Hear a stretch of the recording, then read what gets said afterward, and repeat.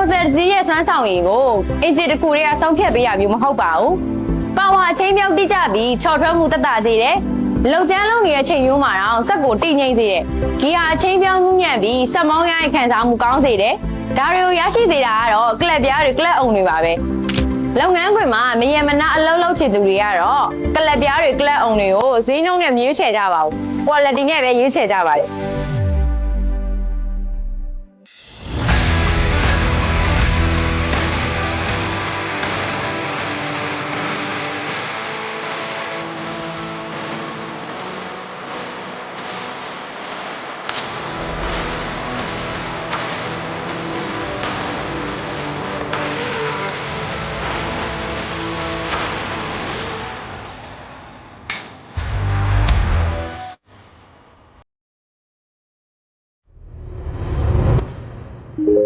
ရည်သွေးကောင်းမွန်အောင်ဆက်မွန်